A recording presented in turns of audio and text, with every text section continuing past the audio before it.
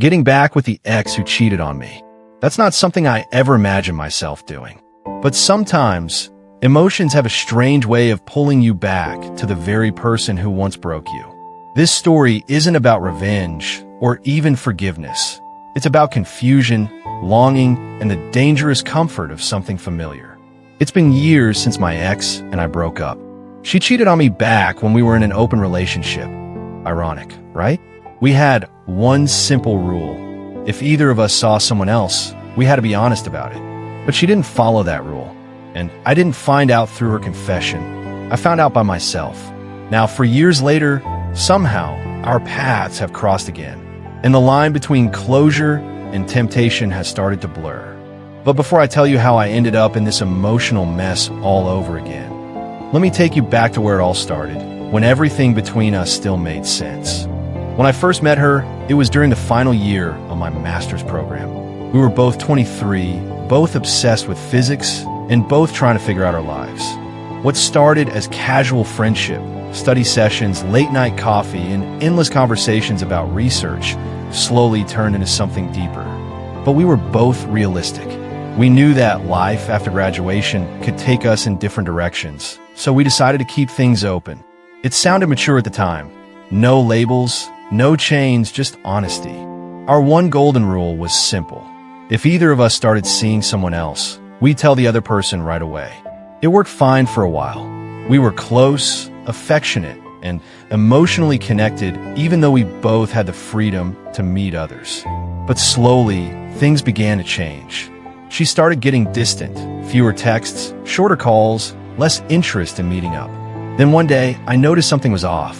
Her energy felt different, like she was hiding something. I didn't want to overthink, but my gut told me something wasn't right. A few weeks later, I found out the truth. She had been seeing another guy. Not just casually, it was serious. They were going on dates, spending nights together, and making plans. And she never told me. The one rule we built everything on, honesty, she broke it without hesitation. When I confronted her, she twisted the story around. She said I was the one who made her feel lonely, that I didn't spend enough time with her, that maybe it was obviously over. And to make it worse, she made up lies, like I had tried to stop her from pursuing her passions.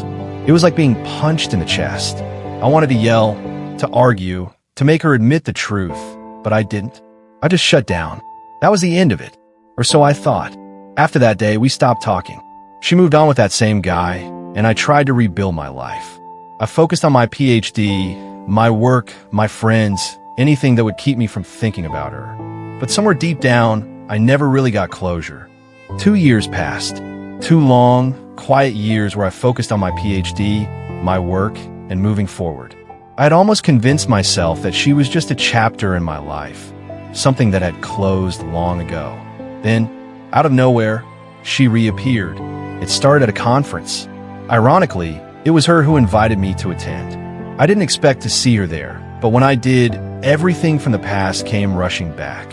She was standing near the entrance, smiling politely at a group of professors, holding a cup of coffee like nothing had ever happened between us. When our eyes met, there was this weird mix of awkwardness and familiarity.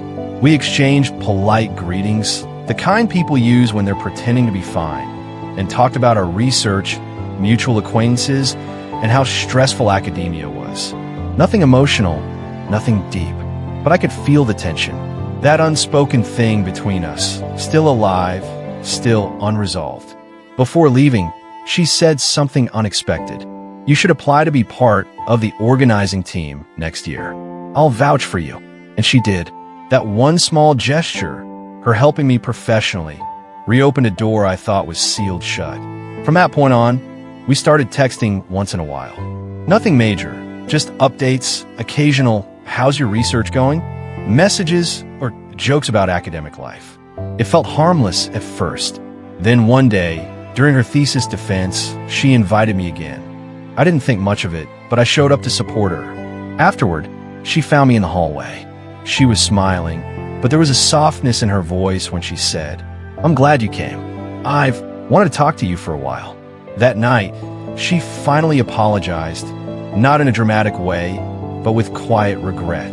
She said she knew she had handled things poorly, that she'd hurt me deeply, and that she never really got over how things ended. It wasn't a full conversation, more like an emotional spark that reignited something we had both tried to bury. A few months later, I was visiting her city for another conference, and I decided to reach out. We met for coffee. At first, we kept things strictly professional, talking about our careers, our projects, and how we'd both changed. But under the surface, there was something still there. That old chemistry, that connection that once made everything feel so effortless. Before I left, she asked if we could meet again. Just once more before you go, she said. We met again 2 days later. The second meeting was warmer, more personal. We laughed, reminisced, and for a moment, it felt like no time had passed at all. But I couldn't ignore the elephant in the room. She was in a relationship. I had seen her boyfriend at her thesis defense. I knew they'd been together for years, the same guy she cheated with back then. Yet, she never mentioned him. Not once. And that silence said everything. Fast forward a few months. It was my turn, my thesis defense. I was nervous as hell, and she was one of the few people I invited outside my close circle. I didn't expect her to actually come, but she did. When I saw her sitting there in the audience, quietly smiling, I felt this strange mix of calm and confusion. Her presence meant more than I wanted to admit. After the defense ended, which thankfully went great, we all went out for a casual dinner. My friends, professors, and a few colleagues. She sat beside me, and though everything looked casual from the outside, there was this electric tension between us. She laughed at my jokes, touched my hand when congratulating me, and even gave me a small gift, a pen with a note that said, "You've always had the words, now go write your future." I don't know what it was about that moment, but something shifted. After dinner, when everyone was leaving, she stayed behind to help me carry my stuff to the car. We stood in the parking lot for a while, just talking about life, the past, and how things could have been different. That's when she said it. "You know, I still think about us sometimes." I froze. She continued, her voice softer now, almost trembling. "I don't expect anything. I regret how things ended. You were good to me. I was stupid." Hearing that after all those years, it broke something inside me. I wanted to be angry, but instead, I felt relieved. Like I'd been waiting years for her to say those words. We didn't kiss. We didn't hug. But emotionally, something changed that night. We started talking more, every day, sometimes late at night. At first, it was innocent catching up, discussing our work. But slowly, the conversations became personal, deep, emotional. We started reminiscing about our old dates, the places we went, even the silly arguments we had. She began telling me about her struggles, her job, her relationship, how she felt stuck but didn't know what to do. And I listened. That's how the emotional affair started, quietly, naturally, and without either of us realizing how far we were drifting. One night, she texted me, "I can't talk to him like I talk to you. He doesn't get me." I didn't respond for a few minutes. I didn't know what to say, because deep down, I already knew what this meant. We were crossing a line. But I didn't stop. It felt like we were back in that old comfort zone, like I was her person again. Then one night, during a late call, she said something that completely threw me off. If I hadn't messed things up back then, do you think we'd still be together? I tried to play it off with a laugh, but I couldn't lie. "Yeah," I said quietly. "I think we would have made it." The line went silent for a few seconds. Then she whispered, "Me too." And in that moment, we both knew this wasn't just a friendly reconnection anymore. The next time I saw her in person was during a conference in her city. It wasn't exactly planned, but I'd be lying if I said I didn't know she'd be there. When I walked into the hall, she saw me almost immediately. Her eyes lit up just for a second before she tried to play it cool. We exchanged polite smiles, but deep down, both of us knew it wasn't just another casual encounter. After the event ended, she came over and asked, "Coffee? Just to catch up?" I agreed, even though I knew I shouldn't have. We sat in this small cafe near the university, the same one we used to visit years ago. For a moment, it felt like time hadn't moved at all. We talked for hours, laughing, remembering old stories, sharing updates about life and work. But beneath all that laughter was a heavy silence neither of us wanted to break. Eventually, I couldn't take it anymore. I looked her straight in the eyes and said, "I still think about you. A lot more than I should." She didn't flinch. She didn't even look surprised. Instead, she sighed and whispered, "I do too." Then she told me the truth I already half knew. She was still with the guy she cheated on me with, for a year strong. But she said things weren't perfect, that they'd lost their spark, that sometimes she felt more like his roommate than his partner. I didn't know how to react. Part of me felt guilty. I wasn't supposed to be hearing this. But another part of me felt vindicated, like I was finally being seen again. We didn't touch. We didn't cross that final line. But emotionally, we were already there. The next day, she texted me, "I can't stop thinking about yesterday." And that one message started everything all over again. We began talking every day, sometimes all night. We'd joke, flirt, share things we hadn't told anyone else. It was intoxicating, dangerous, but impossible to resist. Then came the night that changed everything. We met up again, just for closure. That's what we told ourselves. Closure. It was late. The city lights blurred outside the cafe window. She looked tired, conflicted. She said, "He knows we talk. He doesn't like it. But I can't seem to stop."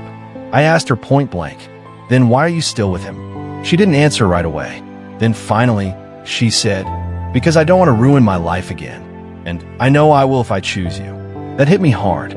She stood up, said she needed to go, and that maybe we should stop seeing each other, for real this time. Later that night, she called me. Her voice was shaky. She said, "I'm a mess. I don't know what I'm doing." And then she hung up. The next morning, I woke up to a long message from her. She said she needed space, that this couldn't go on, that she loved her boyfriend, but still cared for me deeply. I stared at my phone for a long time before replying. I told her that if she truly wanted closure, then I needed her to say it clearly, that she chooses him, not me, because that's the only way I'd be able to move on. I hit send, and then I waited. Hours passed. No reply. The next day felt longer than any I can remember. Every time my phone buzzed, my heart jumped, only to fall again when it wasn't her. By evening, I'd given up. I told myself she wasn't going to reply, that maybe silence was her answer. So, I turned off my phone and went for a walk, trying to clear my head.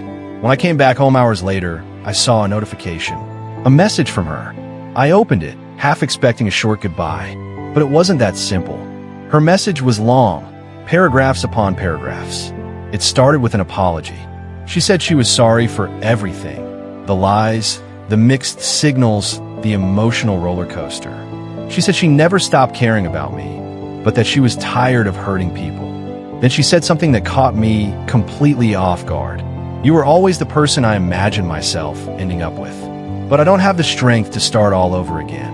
She went on to explain how her current boyfriend had been there for her through some dark times, that even though their relationship wasn't perfect, she felt like she owed him stability.